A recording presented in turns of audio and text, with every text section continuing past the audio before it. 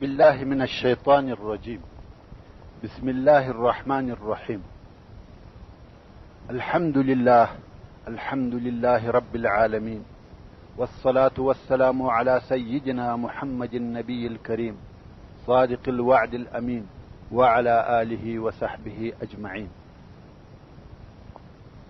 محترم ورونو، السلام عليكم ورحمة الله وبركاته. اوس به د رسول الله صلی الله علیه و آله وسلم د اصحاب کرامو څخه یو بل معزز او مکرم صحابي درته معرفي کوم.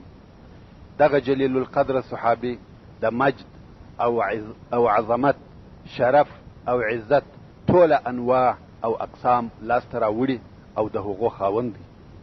هیڅ شی نه ځینې پاته او نه ځینې فوت سوی دی. اولا د رسول الله صلی الله علیه و آله وسلم د صحبت مقام او درجه ورپه برخه سوې ده. که د ده زیږېدل یا و دنیا ته راتګ لږ ځنډېدلی وای، د رسول الله صلی الله علیه و آله وسلم په صحبت به نه وای مشرفه سوی. او بل د رسول الله صلی الله علیه و آله وسلم د قرابت شرف یې په نصیب سوی دی، ځکه دی د رسول الله صلی الله علیه و آله وسلم د اکا زوی دی. بل یې د علم شرف او عزت په نصیب سوی دی. دی د رسول الله صلی الله علیه و آله وسلم د امت حبر دی. حبر یعنی نیک عمله او صالح عالم، هغه عالم چې په ښه عمل سره شایسته سوی وي. او دی د امت محمدي صلی الله علیه و آله وسلم د پاره د علم ډک دریاب دی چې وهرې خواته ولې ځینې بهېدلي دي. او د ده رضی الله تعالی عنه د تقوا مجد او شرف په برخه سوی دی. د ورځې به روژه وه او د شپې به قیام اللیل، یعنی د شپې به د الله عز وجل په عبادت او لمانځه ویښ او بیداره و. او د پیشلمې پر وخت به په مناجات او استغفار مشغوله و. نو ځکه وده ته صواما بالنهار قواما باللیل مستغفرا بالاسحار ویل کیږي. د الله عز وجل د بیرې څخه به همیشه ژړل، تر داسې اندازې چې پر دوو باړخوګانو یې اوښکو لارې او خطونه جوړ کړي وه. دغه مشرف او معزز صحابي عبدالله ابن عباس ابن عبدالمطلب رضی الله تعالی عنه دی، حبر امت محمد صلی الله علیه و آله وسلم، چې په کتاب الله کې تر ټوله امت عالم دی. د آیاتو په تعویل او تفسیر کې تر ټوله امت پوه او فقیه دی. عبدالله ابن عباس رضی الله تعالی عنه هغه څوک دی چې تر ټوله امت یې دا قدرت زیات و چې د قرآن مجید و دقیقو او ژورو معناو ته ورننوځي. د قرآن مجید د اسرارو او مقصدو فهم او ادراک دی وکي. عبدالله ابن عباس رضی الله تعالی عنه 3 کاله تر هجرت د مخه و دنیا ته راغلی. کم وخت چې رسول الله صلی الله علیه و آله وسلم رحلت کاوه، د ده عمر فقط 13 کاله و. د دغه کم عمره سره سره ده وکولای سوای چې و امت مسلمه ته د دوی د نبی صلی الله علیه و آله وسلم څخه 1680 مطهره احادیث یاد او دوی ته رانقل کړي. هغه هم داسې احادیث چې امام بخاري او امام مسلم رحمهم الله په خپل صحیحینو کې ثابت او روایت کړي دي. عبدالله ابن عباس رضی الله تعالی عنه چې کم وخت د خپل مور څخه پیدا سو، نو یې مور و رسول الله صلی الله علیه و آله وسلم ته راوړي. د مخه تر دې چې د مور شیدې وخوري، رسول الله صلی الله علیه و آله وسلم خپله مبارکه ناړه د ده په حلق پورې ور وموښل. نو اول هغه شی چې د عبدالله و نس ته داخل سو، هغه د رسول الله صلی الله علیه و آله وسلم پاکه او مبارکه ناړه وه. او د دغه مبارکې ناړې سره یو ځای حکمت او تقوا د ده په جسم ننوتل. ومن یؤت الحکمته فقد اوتی خیرا کثیرا. او هر هغه څوک چې هغه ته حکمت ورکول سو، نو خامخا و هغه ته ډېر خیر ورکول سو. کم وخت چې دغه هاشمي هلک د تمیز و سن ته ورسېدی، یعنی د 7 کالو سو، د رسول الله صلی الله علیه و آله وسلم ملګرتیا یې اختیار کړه. داسې ملګرتیا لکه 2 سترګې چې همیشه سره یو ځای وي. کم وخت چې به رسول الله صلی الله علیه و آله وسلم د اوداسه اراده وکړه، عبدالله به د اوداسه اوبه ورته راوړي. کم وخت چې به رسول الله صلی الله علیه و آله وسلم لمونځ کاوه، عبدالله به تر شا پسې ولاړ و او لمونځ به ورسره کاوه. کم وخت چې به رسول الله صلی الله علیه و آله وسلم په سفر تلی، عبدالله به تر شا ورسره کنجوغه و. حتی عبدالله داسې سو لکه د رسول الله صلی الله علیه و آله وسلم سایه. هر چیرې چې به هغه تلی، عبدالله به ورسره و. او په دغه ټولو حالاتو کې عبدالله د ویښ زړه خاوند و، د صاف او ذکي ذهن مالک و. داسې حافظه یې درلوده چې د نن ورځې د پرمختللي عصر ټول د ثبتولو او ټیپولو اسباب او آلات تر کمپیوټره پورې د عبدالله په حافظه پسې نسي رسېدلی. عبدالله ابن عباس رضی الله تعالی عنه د خپل ځان په باره کې وایي، یوه ورځ رسول الله صلی الله علیه و آله وسلم د اوداسه اراده وکړه. ډېر ژر مې اوبه ورته آماده او تیارې کړې. رسول الله صلی الله علیه و آله وسلم دغه زما په کار ډېر خوشحاله سو. کم وخت چې د لمانځه اراده وکړه، نو یې ماته اشاره وکړه چې و بغل ته ودرېږم او لمونځ ورسره وکم. خو زه د ده علیه الصلاة وسلام و شاته ودرېدم. کم وخت چې د لمانځه څخه فارغه سو، مخ یې راواړاوه، ویل یا عبدالله، څه شي د دې څخه منع کړې چې زما و بغل ته ودرېږې؟ ما ویل یا رسول الله، ته زما په سترګو کې تر دې ډېر لوی او عزتمند یې چې زه دې ستا پر برابري او بغل ته ودرېږم. نو رسول الله صلی الله علیه و آله وسلم د دعا پر قسم لاس و اسمان ته پورته کړي او ویې فرمایل، اللهم آته الحکمت، الهي ودته حکمت او پوهی ورکړي. او الله عز وجل د خپل رسول صلی الله علیه و آله وسلم دعا قبول کړه، و دغه هاشمي هلک ته دونه حکمت او پوهی ورکړه چې تر ډیرو لویو او لوړو حکیمانو لوړ سو. محترمو اوریدونکو، په دې کې هیڅ شک نشته چې تاسې خوښ لرئ چې دغه عبدالله د حکمت، علم، عقل او حاضر جوابي په یو څه خبر سي. خو زه به هم ستاسې دغه غوښتنې په خاطر د عبدالله د پوهی او حکمت، عقل او علم یو مثال درته بیان کړم چې په هغه کې لږ هغه معلومات شته چې تاسې غواړئ. کوم وخت چې د حضرت علي رضی الله تعالی عنه ځینې ملګري د ځینو ناخوښیو او اعتراضو په خاطر د ده څخه جلا سوه، او حضرت علي رضی الله تعالی عنه یې د حضرت معاویه رضی الله تعالی عنه سره هغه د دوی په اختلاف کې یوازې پرېښاوه. نو عبدالله ابن عباس رضی الله تعالی عنه و حضرت علي رضی الله تعالی عنه ته وویل، یا امیر المؤمنین، اجازه راکړه چې زه و دغه قوم ته ورسم او خبرې ورسره وکم. تاسې پوهیږئ چې دغه جلا سوي او ناراضه قوم عدد د 25,000 نفرو په شاوخوا کې و. یو ډېر لوی لښکر و. حضرت علي رضی الله تعالی عنه ورته وویله، زه پر تا بیریږم، یعنې ته به د صلح دپاره ورسې، خو هغه به دې ووژني. عبدالله ابن عباس رضی الله تعالی عنه وویل، یا ان شاء الله. او بیا نو و هغه ناراضه او خفه قوم ته ورغلی. عبدالله وایي، هېڅکله مې نور داسې څوک نه دي لیدلي چې هغه دې تر دغه قوم ډېر عبادت کوي. خیر، چې عبدالله ورغلی، هغه ټول په عبادت مشغوله وه. کم وخت چې عبدالله ورغلی، هغو ویل، مرحبا بک یا ابن عباس، او څنګه راغلی؟ عبدالله ویل، راغلم چې خبرې در سره وکم. په هغه قوم کې ځینې خلقو وویل، خبرې مور سره کوي، او ځینو بیا ویل، وایه موږ ستا خبرې اورو او منو یې. عبدالله ابن عباس رضی الله تعالی عنه ورته وویل، تاسې د رسول الله صلی الله علیه و آله وسلم د اکا پر زوی او د هغه پر زوم، او اول هغه څوک چې پر رسول الله صلی الله علیه و آله وسلم یې ایمان راوړی دی، څه اعتراضونه لري؟ یعنی د حضرت علي رضی الله تعالی عنه مو کم کارونه نه دي خوښ. قوم ویل، موږ پر هغه 3 اعتراضه لرو. عبدالله ویل، هغه څه شي دي؟ قوم ویل، اول دا چې د الله عز وجل په دین کې و خلقو ته اختیار ورکړي، چې د قوم د دې خبرې څخه مقصد هغه واقعه وه کم وخت چې د حضرت علي او حضرت معاویه رضی الله تعالی عنهما په مابین کې اختلاف پیښ شو او جنگونه وسوه، او بیا علي رضی الله تعالی عنه دا قبول کړه چې د دوی په مابین کې دي ابو موسی الاشعري او عمرو بن العاص رضی الله تعالی عنهما فیصله وکړي. نو قوم ویل دا خو دینی مسئله وه، دلته خو باید و خلقو ته فیصله نه وای پرېښول سوې، باید هغه جنگ دوام درلودی.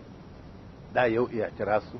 او دوهم دا چې د حضرت علي رضی الله تعالی عنه لشکر چې د حضرت عایشه او حضرت معاویه رضی الله تعالی عنه د لشکرو سره جنگ کاوه، ولې په دغه جنگ کې غنیمتونه نه اخیستل او ولې بندیان نه نیول؟ یعنی د کفارو سره چې به جنگ کېدی هلته بندیان نیول کېده چې منځي او مریان به سول، د ولې په دغه جنګو کې دغسې نه کول؟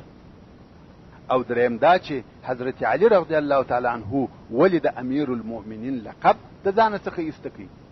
حال دا چې مسلمانانو هم بیعت ورسره وکړي او هم یې دی د ځان امیر وټاکي.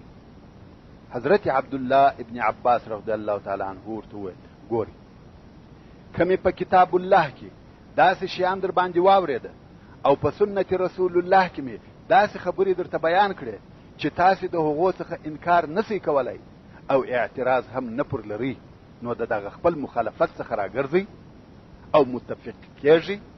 هغو ویل هو.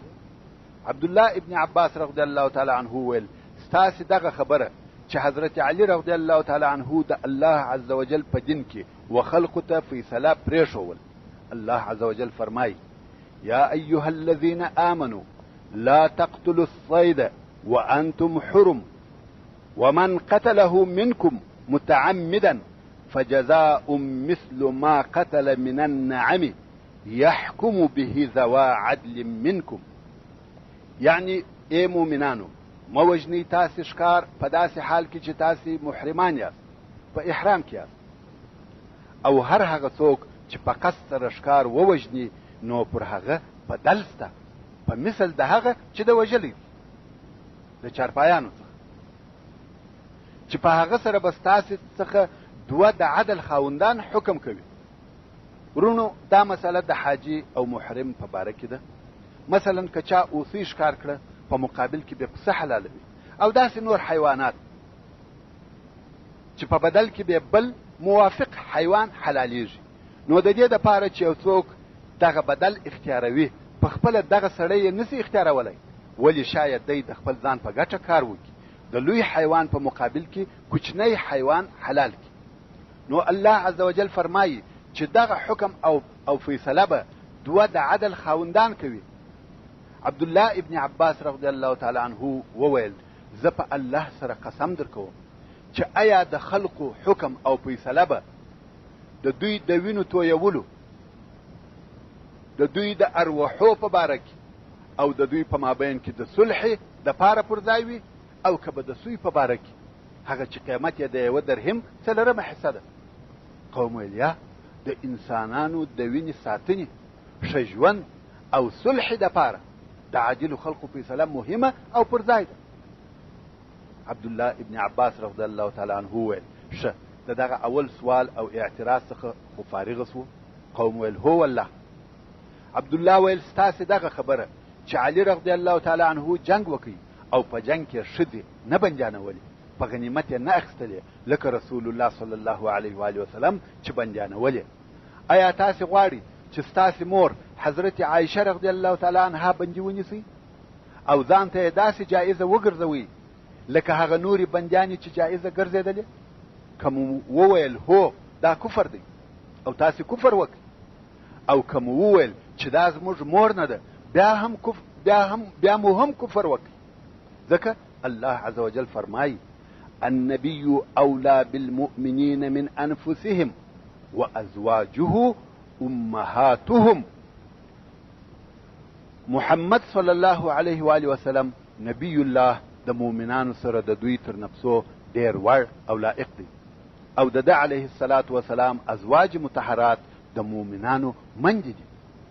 عبدالله ابن عباس رضی الله تعالی عنه ویل اوس نو په دغه دوو لارو کې یوه د ځان دپاره خوښه او اختیار کړي، مور یې بولئ او بیا په بندیګرت نیسئ دا هم کفر دی، او کې مور نه بولی دا هم کفر دی.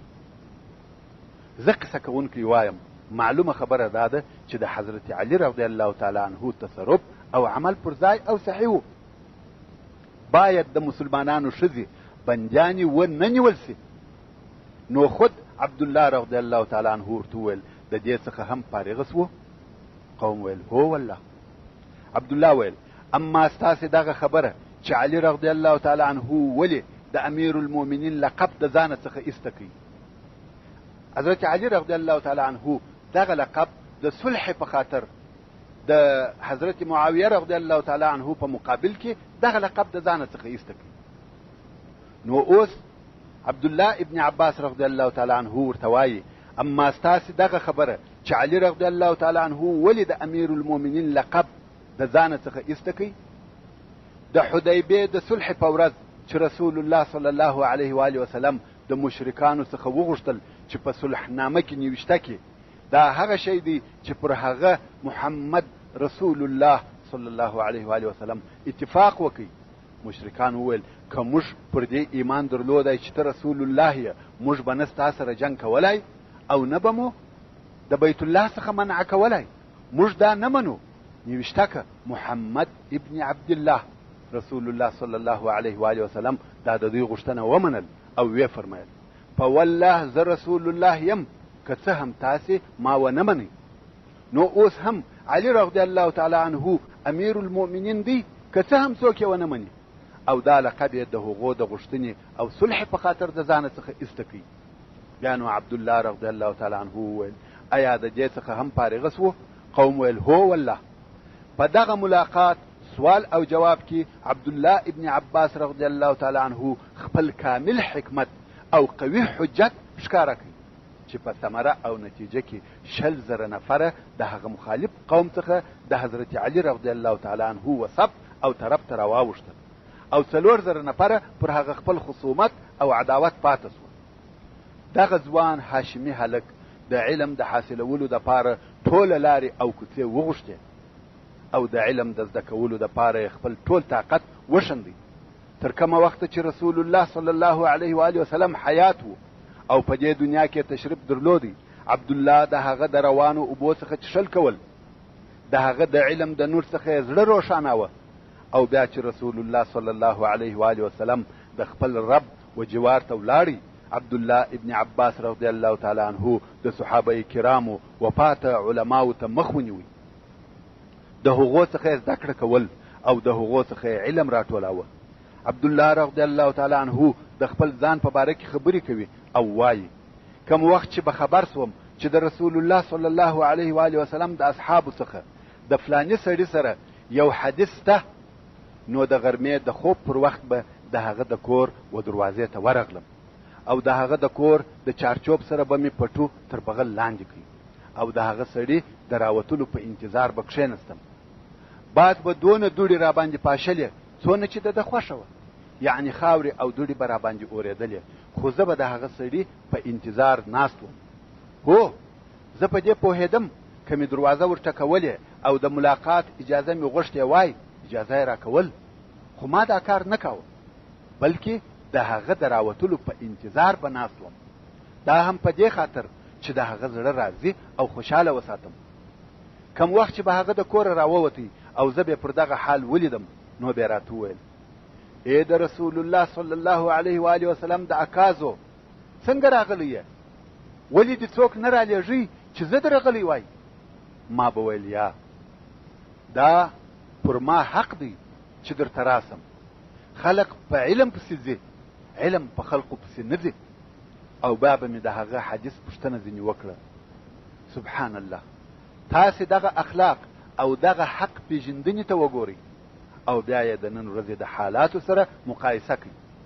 خیر، عبدالله ابن عباس رضی الله تعالی عنه لکه څرنګه چې خپل ځان د علم په طلب پسې ستړی کاوه او زهیراوه، دغه رنګه د علماو عزت کاوه، د هغو درجې او مقام ته په قدر او لوړه سترګه کتل. د مثال په ډول به دغه یوه واقعه درته بیان کړم. زید ابن ثابت رضی الله تعالی عنه چې د رسول الله صلی الله علیه و آله وسلم د وحی کاتب او په فقه، قضا، قراءت او علم میراث کې د مدینې منورې د اوسېدونکو لوی عالم و. هغه اراده وکړه چې پر خپل بوده سپور سي. دغه هاشمي ځوان عبدالله ابن عباس رضی الله تعالی عنه د هغه په حضور کې داسې ولاړ و لکه مریی چې د بادار په حضور کې ولاړ وي. د هغه رکاب یې ورته ونیوی او د هغه د بوده قیزه یې په لاس کې نیولې ولاړ و. مثلا لکه د نن ورځې یو نوکر موټروان چې خپل مالک ته د موټر دروازه خلاصوي او بیا چې هغه کښیني دی په ډېر ادب او احتیاط سره د موټر دروازه بنده کړي. نو عبدالله رضی الله تعالی عنه د زید ابن ثابت رضی الله تعالی عنه په مقابل کې دغسې عمل وکړي. زید رضی الله تعالی عنه ورته وویل یا ابن عم رسول الله، یا ابن عم رسول الله، پرېږده دغسې مه کوه. عبدالله ورته ویل موږ ته امر سوی دی چې د خپلو علماو سره دغسې معامله او ادب وکړو. زید ورته ویل ته دې لاس راښکاره که. ابن عباس رضی الله تعالی عنه لاس ورته راویستی. زید ورکوږ سو او د هغه لاس یې مچ کړي او ویل موږ ته امر سوی دی چې د خپل نبي د اهل بیت سره دغسې معامله وکړو. سبحان الله، دا څنګه اخلاق و؟ که تاسې د ټولو اصحاب کرامو ژوند او اخلاقو ته وګورئ، د دوی اخلاق د رسول الله صلی الله علیه و آله وسلم د هغه مبارک قول تصدیق کوي چې فرمایي زما اصحاب لکه ستوري، په هر یو پسې چې اقتدا وکړي حق لار مو پیدا کړه. حضرت عبدالله ابن عباس رضی الله تعالی عنه تر هغو پورې د علم په طلب مشغول و تر څو چې په علم کې داسې مقام او درجې ته ورسېدی چې نابغه انسانان یې په تحیر او تفکر کې واچول چې دا څونه علم دی. مسروق ابن الاجدع رضی الله تعالی عنه چې د لویو او معززو تابعینو څخه دی د عبدالله په باره کې وایي کم وخت چې به مې ابن عباس ولیدی ما به ویل چې تر ټولو خلقو ښایسته دی، چې بیا به خبرې کولې ما به ویل چې تر ټولو خلقو فصیح دی، چې بیا به حدیث بیانول ما به ویل چې تر ټولو خلقو عالم دی. اجمل الناس، افصح الناس او اعلم الناس، دا هغه صفتونه دي چې د مسروق رضی الله تعالی عنه د طرفه ورکول سوي دي. کم وخت چې عبدالله ابن عباس رضی الله تعالی عنه ته دون علم سره یو ځای سو، کم چې د یې ارزو درلوده نو د متعلمۍ څخه و معلمۍ ته واوښتي و نور خلقو ته درس او تعلیم کاوه او د کور د مسلمانانو د پاره پوهنتون وګرځېدی. هو واقعا هم د اوسنی عصر جامعه یا پوهنتون چې هر معنا لري د عبدالله ابن عباس کور په کامله معنا سره پوهنتون او جامعه و. فقط یو فرق چې د عبدالله د پوهنتون او د نن ورځې د جامعې یا پوهنتون په مابین کې موجود و هغه دا چې د نن ورځې پوهنتونونه په لسهاو او ګای په سلهاو استادان لري، مګر د ابن عباس رضی الله تعالی عنه پوهنتون فقط د یوه استاد پر اوږه تکیه کړې وه چې هغه په خپله ابن عباس رضی الله تعالی عنه. د عبدالله رضی الله تعالی عنه د ملګرو او اصحابو څخه یو نفر روایت کوي او وایي د عبدالله رضی الله تعالی عنه یو مجلس مې ولیدی که ټوله قریش په هغه یوه مجلس فخر وکړي د دوی دپاره کافي فخر دی. وایي ما ولیده چې ډېر خلق په هغه لارو او کوڅو کې سره راټول سوي وه کوم چې د عبدالله و کور ته ورتلې.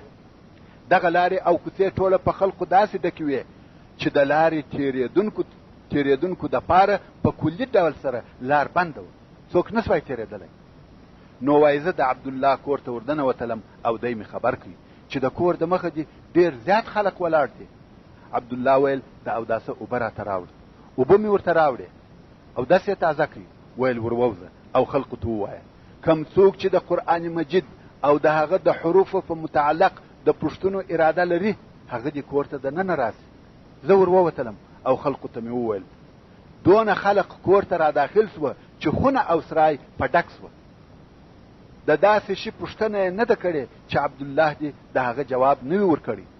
یعنی د هر شي پوښتنه چې کول عبدالله رضی الله تعالی عنه د هغه جواب ورکاوه او هغه د دوی د پوښتنو پر اندازه بلکې تر هغه زیات نور معلومات هم ورته بیان کړه او بیا یې ورته وویل چې اوس نو تاسې د هغه نورو ورونو دپاره لار خلاصه کړئ. دا خلق ووتل او ابن عباس رضی الله تعالی عنه بیا ماته وویل ورووځه او ورته ووایه که څوک غواړي چې د قرآن کریم د تفسیر او تاویل پوښتنه وکړي هغه دې راسي. زه ورووتم او خلقو ته مې دا خبره وکړه. نو دونه خلق کور ته راغله چې کوټه او سرای دا په ډک سوه. خلقو د هیڅ داسې شي پوښتنه نه ده کړې چې عبدالله دې د هغه جواب نه وي ورکړی او پر هغه سربیره نور هم عبدالله رضی الله تعالی عنه د هغو د پوښتنو پر اندازه بلکې تر هغه زیات نور معلومات هم ورته بیان کړه او بیا یې ورته وویل چې اوس مو نو هغه نورو وروڼو ته نوبت ورکړي. دا خلق ووتل او بیا عبدالله رضی الله تعالی عنه ماته وویل ورووځه او ورته ووایه که څوک د حلال او حرام او د فقهي مسائلو په متعلق پوښتنې لري هغه دې راسي. زه و خلقو ته ورووتم او خلقو ته مې دا خبره وکړه. بیا دونه خلق راغله چې خونه او سرای په ډک سوه. هیچا د داسې شي پوښتنه نه ده کړې چې عبدالله دې د هغه جواب نه وي ورکړی او بیا یې د دوی تر پوښتنو زیات نور هم ډېر زیات معلومات ورته بیان کړه او ویل چې اوس مو نو و هغه نورو وروڼو ته لار ورخلاصه کړي. دا خلق هم ووتل او بیا عبدالله راته وویل و خلقو ته ورووځه او ورته ووایه که څوک د علم میراث او د هغه په مثل پوښتنې لري را دې سي. زه ورووتم او خلقو ته مې وویل دونه خلق راغله چې بیا خونه او سرای په ډک سوه. خلقو چې هر څه پوښتنې درلودې عبدالله د هغه ټولو جوابونه ورته وویل او په دغه باره کې د دوی د پوښتنو پر اندازه نور معلومات هم ورته بیان کړه او بیا یې ورته وویل چې هغه نورو وروڼو ته مو لار ورخلاصه کړي. دا خلق هم ووتل او بیا یې ماته وویل ورووځه او خلقو ته ووایه که څوک غواړي چې د عربي ژبې شعر او د عربو د عجیب او غریب بیان یعنی ادب او فصاحت په متعلق پوښتنې لري هغه دې راسي. بیا دونه خلق کور ته را داخل سوه چې خونه او سرای یې ډک کړه. خلقو د هیڅ داسې شي پوښتنه نه ده کړې چې عبدالله رضی الله تعالی عنه دې جواب نه وي ورته ویلی او دغو نه نور زیات معلومات یې هم ورته بیان کړل. د دغه خبر راوي وایي که ټوله قریش د عبدالله په دغه یوه ورځ فخر وکړي دا به واقعا هم د دوی دپاره فخر وي او داسې معلومیږي چې عبدالله رضی الله تعالی عنه دا بهتره ولیده چې دغه مختلف علمونه د هفتې پر ورځو وویشي دپاره د دې چې بیا یې د کور پر دروازه او لارو کوڅو کې داسې ازدحام او بیروبار جوړ نسي. نو د هفتې یوه ورځ یې د تفسیر د درس دپاره خاص کړه بې له تفسیره بل شی یې نه بیاناوه او یوه ورځ یې د فقهي مسایلو دپاره وټاکله. یوه ورځ یې د رسول الله صلی الله علیه و آله وسلم د غزواتو د بیان دپاره خاص کړه او یوه ورځ فقط د شعر او فصاحت دپاره وه او یوه ورځ د عربو د تاریخ دپاره وه.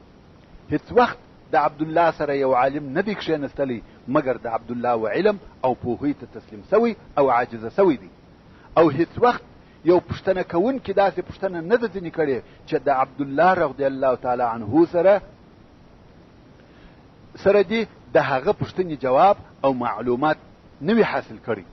عبدالله رضی الله تعالی عنه د علم بحر و سره له دې چې عبدالله په عمر کم و مګر د خپل علم او فقه په برکت د خلافت راشده مستشار او مشاور و. کم وخت چې به و حضرت عمر فاروق رضی الله تعالی عنه ته یو مشکله مسله او سخته معضله ورپېښه سوه نو به د صحابه کرامو مشران راوغوښتل او د هغو سره به عبدالله ابن عباس رضی الله تعالی عنه هم راوغوښتی. کم وخت چې به عبدالله و مجلس ته حاضر سو حضرت عمر رضی الله تعالی عنه به خپل ځان ته نږدې کښېناوه او د ده به ډېر عزت کاوه د ده درجه او مقام یې لوړاوه او عبدالله ته به ویل پر موږ دغه مسئله یا دغه کار ډېر مشکل سو چې ته د هغه او د هغه د امثالو دپاره یعنی زموږ د دغه مشکل او د دغسې نورو مشکلاتو د حلولو دپاره اهل وړ او لایق یې. یو وخت پر حضرت عمر رضی الله تعالی عنه ملامتي وویل سوه چې ته عبدالله تر نورو د مخه کوې او دی د صحابه کرامو د شیخانو او مشرانو په جمله کې داخل کړی دی حال دا چې دی تر اوسه پورې هلک دی.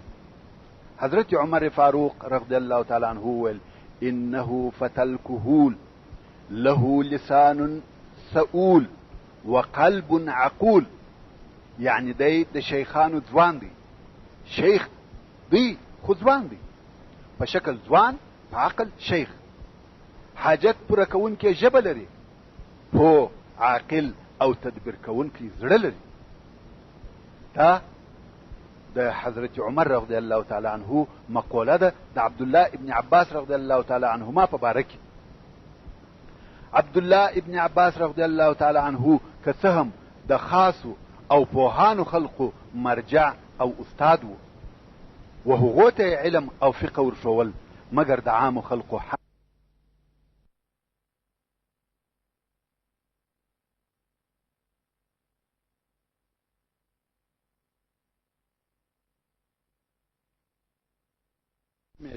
چې ستا په راسته او چپه اوږه موجودې دي. دغه بې حیایي په خپله تر هغه ګناه په کمه نه ده، او دا چې ته د ګناه کولو په وخت کې خاندې او ته ځان نه پوهوې یا نه یې خبر چې الله جل جلاله به څه در سره وکړي، دغه بې خبري او بې پروایي دي په خپله تر هغه ګناه لو ګناه ده. سبحان الله، انسان د ګناه کولو په وخت کې او یا تر ګناه کولو وروسته دا فکر کوي چې ما یوه ګناه وکړه، مګر دی نه پوهیږي چې د هغې یوې ګناه په بغل کې څو نورې تر هغې لویې ګناوې ورسره کوي. اول د ملایکو په حضور بې حیایي، دوهم دغه بې خبري، خندا او بې پروایي چې الله جل جلاله به څه راسره وکړي. حال دا چې دغه ضمني ګناوې تر هغه اصلي ګناه لویې او عظیمې دي. بیا عبدالله ابن عباس رضی الله تعالی عنه وایي دا چې یوه ګناه در څخه پاته سي او ته د هغې په پاته کېدو غمجن سي، دغه حزن او غم دي تر هغه ګناه لو ګناه ده. مثلا یو سړی وایي اووی هغه فلانی فلم مې نه ولیدی، یا هغه فلانی شی مې ولې نه کوي غلا، یا فلانی بد او حرام کار مې ولې ونه کوي. دغه حسرت او ارمان دي تر هغه اصلي ګناه لو ګناه ده. او یادا چې ته ګناه کوې باید دې پرده وښوروي، ته وارخطا او وبېرېږې. حال دا چې د الله جل جلاله د کتلو او لیدلو څخه دې نه زړه مضطرب او نه وارخطا دی. دغه دې په خپله تر هغه ګناه ډېره لو ګناه ده. ای ګناهکاره، ته پوهېږې چې د ایوب علیه السلام ګناه څه وه چې الله عز وجل په مال، اولاد او بدن کې په ابتلا او امتحان اخته کړي؟ فقط د هغه کوتاهي دا وه چې یو مسکین د هغه څخه کومک وغوښتی چې د فلاني د ظلم څخه مې خلاص کړه، خدا علیه السلام یې کومک ونه کړي. ورونو عبدالله ابن عباس رضی الله تعالی عنه د هغه کسانو څخه نه و چې خلقو ته ښې لارې ورښیي او دوی عمل نه پکوي. خلق د بدو کارو څخه منع کوي او خپل ځان نه منع کوي، بلکې عبدالله رضی الله تعالی عنه صوام النهار وقوام اللیل و، د ورځې روژه، د شپې لمونځ او تهجد. عبدالله ابن ملیکه د عبدالله ابن عباس رضی الله تعالی عنهما حال راته بیانوي او وایي زه د عبدالله ابن عباس رضی الله تعالی عنه سره د مکې مکرمې څخه تر مدینې منورې پورې ملګری سوم. نو هر وخت چې به مو د شپې واړول، عبدالله به په نیمه شپه کې د لمانځه دپاره راکښېنستی او خلق به د ډېرې ستړیا په خاطر بیده وه. او یوه شپه مې ولیدی چې دغه آیات شریف یې وایه وجاءت سکرة الموت بالحق ذلك ما كنت منه تحید. او راغلې بېهوشۍ سختۍ د مرګ د پاره د دې چې په حق سره یې په سترګو ووینې. دا مرګ هغه مرګ دی چې ته به د هغه څخه همیشه تښتېدلې او نه دې منې. نو عبدالله ابن عباس رضی الله تعالی عنه دغه آیات شریف وایه په لوړ آواز او سګلوی یې ورسره ژړل او تر هغو یې تکراراوه تر څو چې باندې سهار سو. ورونو د دغه آیات شریف په تلاوت او په تکرارولو یوازې عبدالله ابن عباس رضی الله تعالی عنه شپه نه ده سهر کړې، بلکې ډیرو اصحاب کرامو او بزرګانو یوازې د دغه آیات شریف په ویلو او ژړا شپې رونې کړي او سهر کړي دي.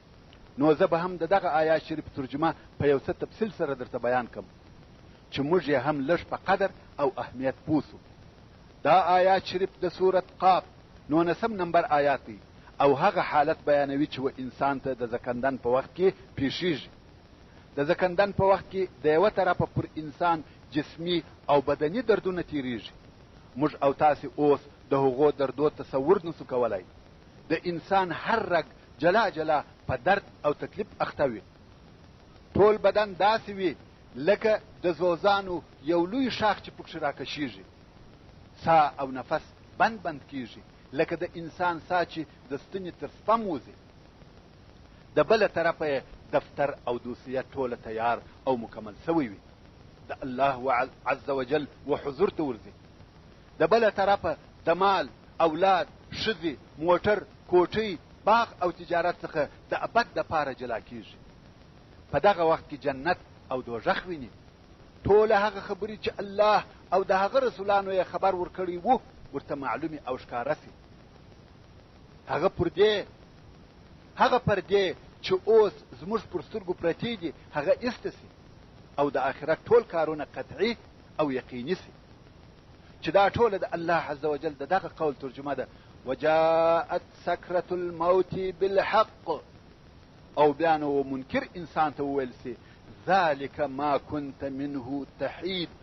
دا مرګ هغه مرګ دی چې ته د هغه څخه تښتېدلې، ځان دې ځینې ساتي.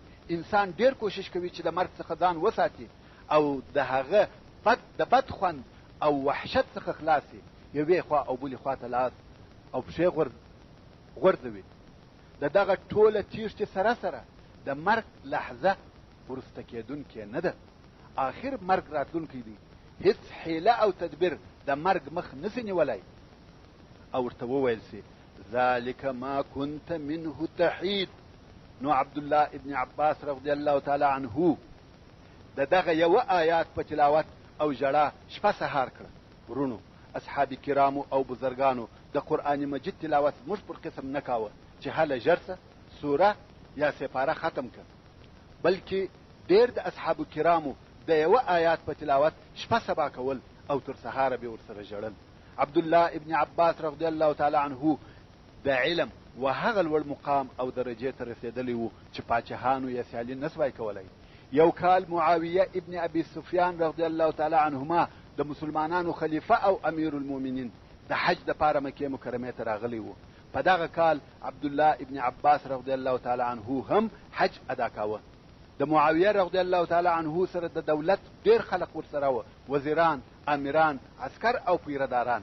عبدالله ابن عباس رضی الله تعالی عنه چې پر هیڅ منصب او امارت نو مقرره، خو هغه خلق چې په عبدالله رضی الله تعالی عنه پسې و تر هغو خلقو ډېر زیات و چې په معاویه رضی الله تعالی عنه پسې و. خو د عبدالله ملګري ټول د شاګردان او طلاب العلم و. عبدالله ابن عباس رضی الله تعالی عنه یو اویا کاله ژوند وکړي چې په دغه یو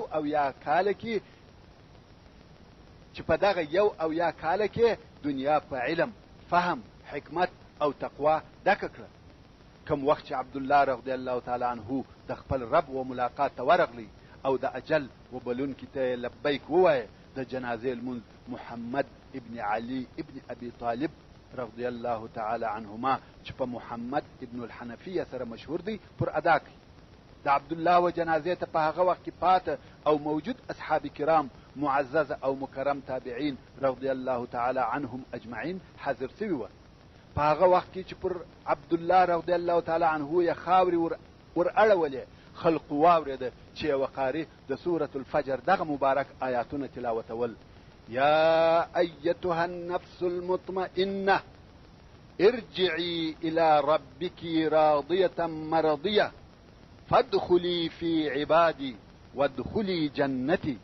ورونو، د انسان نفس یو نفس دی، خو دغه نفس د خپل حال په اعتبار درې نومه لري: نفس مطمئنه، نفس لوامه، نفس اماره.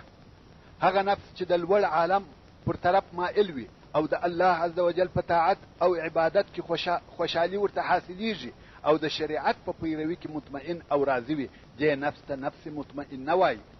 دوهم نفس اماره هغه نفس دی چې د کښته عالم پر طرف مایل وي، په دنیوي خوندو او په دنیوي خواهشاتو مبتلا او اخته وي، د بدی پر لوري رغبت وي، د شریعت په پابندیو کې ناراضه وي، هر څه چې د شریعت او اسلامي احکامو څخه لرې وي دی خوښ وي. دا نفس اماره بالسوء سو، ځکه دی انسان امر کوي چې په بدو کارو مشغول وي. او دریم نفس هغه چې نفس لوامه ورته ویل کیږي، هغه نفس دی چې کله د کښته عالم پر طرف میلان لري، په شهوت او غضب اخته کیږي، او کله بیا د لوړ عالم پر طرف رهي کیږي. د ټولو خرابو او بدو کارو څخه تښتي. که یو وخت یو بد کار یا خرابي ځینې پیښه شي پر هغه پښیمانه وي او په شرمیږي چې دغه نفس لوامه د نفس مطمئنه او نفس اماره په مابیني حالت کې دی. نفس لوامه په قرآن مجید کې د سورة القیامه په 2 نمبر آیات کې ذکر شوی دی. الله عز وجل فرمایي ولا اقسم بالنفس اللوامه، او نفس اماره د سورة یوسف په 53 نمبر آیات کې ذکر شوی دی ان النفس لاماره بالسوء، او نفس مطمئنه دلته په سورة الفجر کې ذکر شوی دی. او اوس به د هغه مشرفو آیاتو ترجمه درته بیان کوم چې د عبد الله ابن عباس رضی الله تعالی عنهما د شخېدو په وخت کې واورېدل سوه. یا ایتها النفس المطمئنه، ای آرام نیونکې نفس، ای هغه نفس چې د الله په ذکر او یاد سره راحت درته حاصلیږي، ای هغه نفس چې په خپل حقیقي محبوب پورې دې زړه تړلی وو، ارجعي الى ربک راضیه مرضیه، رجوع وکړه د دنیا څخه د خپل رب و طرف ته په داسې حال کې چې ته به د الله څخه راضیه او الله جل جلاله به ستا څخه خوښ او راضي وي، او د هر قسم فکرو څخه لرې اوسه، په خوښي او آرامي سره ژوند تېروه. فادخلي فی عبادي، او زما د مخصوصو بندگانو په ډله کې شامل سه، هغه ځای ته ورسه چې زما خاصو بندگانو ته ټاکل شوی دی. وادخلي جنتي، او زما په جنت ننوځه، په جنت کې واوسېږه. د عبد الله ابن عباس رضی الله تعالی عنه مقبره د سعودي عربستان د طایف په ښار کې واقع ده، او د رضی الله تعالی عنه د مقبرې سره یو ډیر لوی مسجد جامع موجود دی چې د عبد الله ابن عباس د مسجد په نامه سره یادیږي، او د طایف د ښار مرکزی او مشهوره مسجد هم دغه مسجد دی. وصلی الله تعالی علی خیر خلقه محمد و آله و اصحابه اجمعین. محترم ورونو، اوس به د رسول الله صلی الله علیه و آله وسلم د اصحاب کرامو څخه د یو بل جلیل القدر صحابي د ژوند یو څه حالات درته بیان کړم چې دغه صحابي نوم عویمر ابن مالک الخزرجي دی چې د مدینې منورې د انصارو څخه دی، او په اسم کنیه سره مشهور دی چې ابو دردا رضی الله تعالی عنه ورته ویل کیږي. نو عویمر ابن مالک الخزرجي یعنی ابو دردا سهار وختي د خوب راپورته سو او خپل هغه بد ته ورغی چې په خپل کور کې په یوه خونه کې پر یو لوړ ځای ایښی و. دغه بد عزت او احترام یې وکړي، او بیا یې په هغه شو اصلي عطرو خوشبو یې کړي کوم چې د ده په دکان کې تر ټولو ښه او بهترین عطر و، او بیا یې پر دغه بد هغه نوی او د اصلي ورېښمو څخه جوړ شوی ټوکر واچاوه، هغه چې په پرون کې یوه تاجر د یمن څخه په هدیه او سوغات کې ورته راوړی و. کم وخت چې لمر راوختی، ابو دردا د کور څخه د خپل دکان و طرف ته رهي سو. په لار کې ولیده چې د یثرب لارې او کوڅې د محمد صلی الله علیه و آله وسلم په اصحابو ډکې دي، تازه د بدر د غزا څخه را رسېدلي دي، او د دوی و مخته د قریشو د بندیانو ډلې روانې دي چې په بدر کې نیولې وه. نو ابو دردا هلته ګوښه ودرېدی، مګر لږ وخت وروسته یې د مسلمانانو په ډله کې یو ځوان ولیدی چې هغه هم د خزرج د قبیلې څخه و. نو ابو دردا دغه ځوان څخه د عبد الله ابن رواحه رضی الله تعالی عنه د حال پوښتنه وکړه.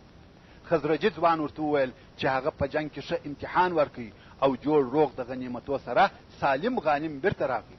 ځوان و ابو دردا ته د عبد الله ابن رواحه د صحت او عافیت اطمینان ورکړي، او خزرجي ځوان د دې پوښتنې څخه په تعجب کې هم نسو چې څنګه یو مشرک د یو مسلمان د حال پوښتنه کوي، ولې چې هغه ځوان او حتی د مدینې منورې ټول خلک د ابو دردا او عبد الله ابن رواحه په هغه ټینګه دوستي او انډوالۍ خبر و. خلک په دې خبر و چې په جاهلیت کې د ابو دردا او عبد الله ابن رواحه رضی الله تعالی عنه ټینګه ورورګلوي وه. کم وخت چې مدینې منورې ته اسلام راغی، عبد الله ابن رواحه رضی الله تعالی عنه قبول کړي او ابو دردا رد کړي، مګر سره د دغو دوو نفرو هغه ټینګ تعلق پر ځای پاته و. دغه د دین اختلاف د دوی دوستی او آشنایی ورون نش کوله. عبد الله ابن رواحه رضی الله تعالی عنه به همیش د ابو دردا ملاقات او لیدلو ته ورتلی، او هغه به و اسلام ته رابلی، د اسلام شوالی او مزایاوې به ورته بیانولې، او پر دې به ډېر ارمان کاوه چې ستا عمر پر شرک تېرېږي. د ابو دردا د ژوند چې به هره ورځ پر کفر تېرېده، عبدالله به په غمجن و. نو په دغه ورځ چې مسلمانان د بدر راغله، ابو دردا د عبدالله د حال پوښتنه وکړه او بیا خپل دکان ته ورسېدی، او پر هغه خپل لوړه کرسي یا چوکۍ کښېنستی خرید او فروش شروع کړي. خپلو نوکرانو ته امرونه کول، دا وکئ دا مه کوئ. مګر ابو دردا نو خبر چې هلته د ده په کور کې څه پیښیږي. په دغه وخت کې چې ابو دردا په خپل دکان کې په خرڅولو او رانیولو مشغول و، عبدالله ابن رواحه رضی الله تعالی عنه د ابو دردا و کور ته روان و او د یو مهم کار اراده کړې ده. کم وخت چې د کور دروازې ته ورسېدی، ویلې ده چې د کور دروازه خلاصه ده او ام دردا د ابو دردا ښځه په سرای کې ناسته ده. عبدالله ورته ویل السلام علیک یا امت الله، یعنی د الله جل جلاله منځي. هغې ویل وعلیک السلام د ابو دردا وروره. عبدالله ویل ابو دردا چیرې دی؟ ښځې ویل دکان ته تللی دی، لږ وخت وروسته به راسي. عبدالله ویل اجازه راکوې چې کور ته درسم؟ هغې ویل هر کله راسې. لارې ور ایله کړه. ښځه ولاړه د کور په ترتیب او د اولادو په روزنه مشغوله سوه. عبدالله ابن رواحه رضی الله تعالی عنه و هغه خونې ته ورغی چې ابو دردا هلته خپل بد ایښی و او هغه تبرزین چې ورسره راوړی و راوکښي او پر بت یې راواچول. ماتوي او وایي هر هغه شی چې د الله سره عبادت کیږي هغه باطل دی، تر څو بت یې ټوټه ټوټه کړي. نو د ابو دردا د کوره راووتی. لږ وخت وروسته د ابو دردا ښځه و هغې خونې ته ورغله، ویلې ده چې بت ټوټه ټوټه پروت دی. لو چغه یې وکړه لکه ټکه چې پر راولویږي. ویلې ده چې د بت ټوټې شاوخوا پر مځکه پاشلي دي. ښځې خپل مخ په چپلاخو واهه او ویل یې هلاک دې کړم، ای د رواحه زو، کور دې را خراب کړي. لږ وخت وروسته ابو دردا کور ته راغی. ویلې ده چې ښځه یې د هغه خونې مخ ته ناسته ده چې په هغه کې هغه بت پروت دی، ژاړي او په لوړ اواز ژاړي. د بیرې او وارخطایي علامې یې پر مخ ښکاره دي. ابو دردا ویل څه درته پیښه ده؟ ښځې ویل چې ته نه وې، ستا ورور عبدالله ابن رواحه راغی او ستا په بت یې دغه وکړه چې دا وینې. ابو دردا و بت ته وکتل، ویلې ده چې ټوټې ټوټې پروت دی. پر سر یې د قهر لمبه وګرځېده او دا قصد یې وکړي چې د دغه بد کسات او بدله واخلي. مګر لږ وخت وروسته یې قهر آرام سو او په دغه پیښه سوې حادثه کې فکر وواهه او د ځان سره وویل که په تابت کې خیر وای، خو د خپل ځان څخه به یې دغه وهل او ماتول دفعه کړي وای، خپل ځان به یې ساتلی وای. او بیا نو په تلوار و عبدالله ابن رواحه رضی الله تعالی عنه ته ورغی او د هغه ځای څخه دواړه و رسول الله صلی الله علیه و آله وسلم ته ورغله. او ابو دردا رضی الله تعالی عنه خپل داخلېدل و دین اسلام ته اعلان کړه. نو دی د خپل کلي آخري نفر و چې په اسلام مشرفه سو. ابو دردا رضی الله تعالی عنه ایمان راوړي او د اولي لحظې څخه د ایمان پر الله او رسول الله د بدن په هر ذره او د وینې په هر څاڅکي کې ګډ سو او پر هغه خیر چې د څخه په پخوا کې پاتې سوی و ډېر پښیمانه و. او هغه چې تر د مخه د ملګرو دینی معلومات حاصل کړي و، کتاب الله یې په یاد کړی و، د تقوا او عبادت ذخیره یې د خپلو ځانو دپاره نیولې وه. د ځان ډېره کمبودي بلل او په غمجن و. نو یې قصد وکړي چې په زحمت او کوښښ هغه د ده څخه تېر سوي شیان لاسته راوړي، د شپې او د ورځې په ستړیا په قافله پسې ځان ورسوي او حتی غواړي چې تر هغو د مخه سي. نو یو عبادت ته داسې ملا وتړل لکه تاریک الدنیا او علم ته داسې متوجه سو لکه تږي و اوبو ته. د شپې او د ورځې به و کتاب الله ته جوړېدلی و، په یاداوه به او په معنا کې به فکر واهه. کم وخت چې ولیده چې تجارت یې د عبادت خوند ور خرابوي او علمي مجلسونه ځینې پاته کوي، نو یې تجارت بې له تردده او بې له پښیمانۍ پرېښاوه. یو وخت یو چا د تجارت د پرېښولو پوښتنه ځینې وکړه. ابو دردا په جواب کې ورته وویل د مخه تر دې چې د رسول الله صلی الله علیه و آله وسلم سره آشنا سم تاجر وم. کم وخت چې مسلمان سوم غوښتل مې چې تجارت او عبادت دواړه سره جمع کم، یعنی دواړه وکم، مګر دا کار نسوای کېدای. د زړه دغه مراد مې نه حاصلېدی، نو مې تجارت پرېښاوه او عبادت ته مې مخ ور واړاوه. او قسم مې دې په هغه ذات وي چې زما د نفس اختیار د هغه په قدرت کې دی. خوښ نه لرم او نه یم خوښ چې زه نن ورځ د مسجد په دروازه کې یو دکان ولرم او د جماعت یو لمونځ هم نه راڅخه تېرېږي او هره ورځ 300 دیناره وګټم. یعنی دغه حال مې نه دی خوښ. بیا یې و هغه پوښتنه کوونکي ته وکتل او ویل زه نه وایم چې الله جل جلاله بیعه حرامه کړې ده.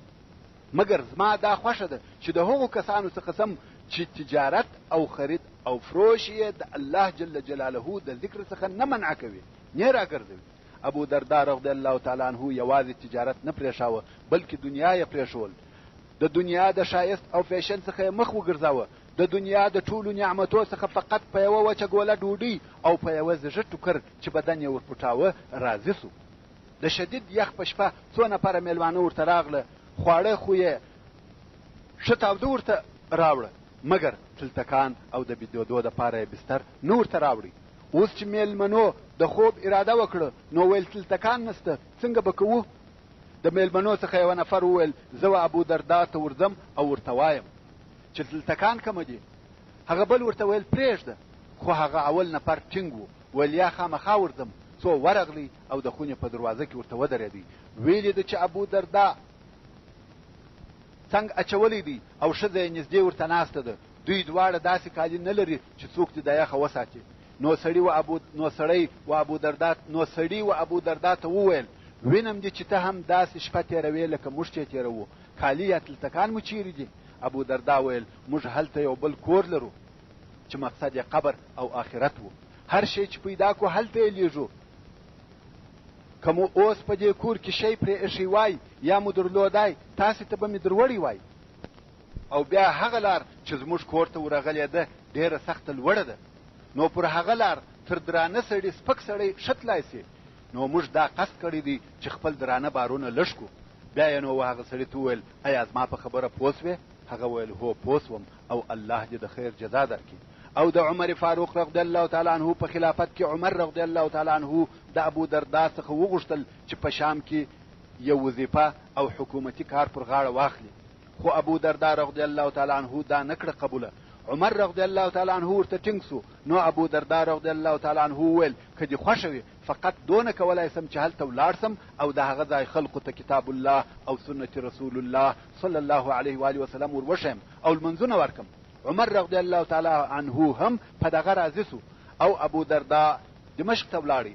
کم وخت چې هلته ورسېدی ویلې ده چې د هغه ځای خلق په عیش او عشرت اخته دي او په دنیوي ژوند کې غوټه دي.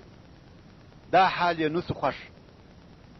نو یې خلق و مسجد ته راوغوښتل. خلق هم راټول سوه. ابو دردا رضی الله تعالی عنه ولاړ سو او ویل یا اهل دمشق تاسې مې په دین کې ورونه یاست او د کور مې همسایګان یاست او و دشمن ته مې ملګري یاست.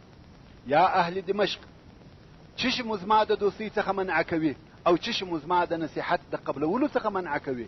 زه ستاسې څخه شی نه غواړم، نصیحت مې و تاسې ته دی، نفقه او مصرف مې پر بل چا دی. څه سبب دی چې زه وینم علما مو ځي یعنې مړه کېږي او نور خلق مو علم نه زده کوي، او زه مو وینم چې و هغه شي ته جوړېدلي یاست چې د هغه کفالت او ضمانت الله عز وجل کړی دی چې رزق دی، او هغه چې په امر کړه سوي یاست هغه مو پرې ایښی دی چې دا بیا عبادت دی. ولې مو زه وینم چې هغه شیان جمع کوئ چې تاسې نه خورئ، هغه تعمیرونه آبادوئ چې تاسې نه پکښې اوسېږئ، د هغه شیانو امیدونه کوئ چې تاسې نه ورسېږئ. تر تاسې د مخه نورو قومو هم مالونه جمع کړه او امیدونه یې درلوده د ځانو خطا او امیدونه یې درلوده. لږ وخت نه و تېر سوی چې هغه د دوی جمع کړي مالونه هلاک او برباد سوه. امیدونه یې د ځانو خطا ایستل وګرځېده او کورونه یې قبرونه سوه. یا اهل دمشق هغه د عاد قوم و چې مځکه یې په مالو او اولادو ډکه وه. اوس څوک زما څخه د عادیانو میراث په 2 درهمه رانیسي؟ د ابو دردا په وعظ او نصیحت د خلقو ژړا تر مسجد د باندې اورېدل کېده. د دغې ورځې څخه ابو دردا رضی الله تعالی عنه په دمشق کې د خلقو د مجلس پر ځایو ګرځېدی، پر دکانو او بازارو ګرځېدی، خلقو ته نصیحت کاوه، د خلقو و پوښتنو ته جوابونه ورکول، جاهلانو ته تعلیم کاوه، غافلان یې راویښول او متوجه کول، هره فرصه یې غنیمت بلل او د هرې موقع څخه یې استفاده کول.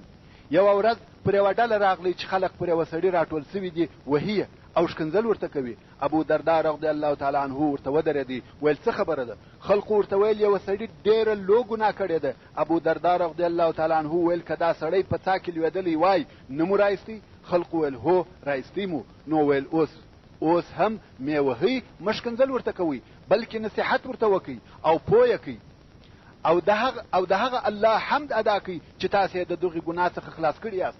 خلقو ویل ایا ستا د ده څخه بد نه راځي؟ ابو درداء رضی الله تعالی عنه ویل د ده د دغه کاره څخه مې بد راځي چې دا کار پرېښاوه، دی مې ورور دی.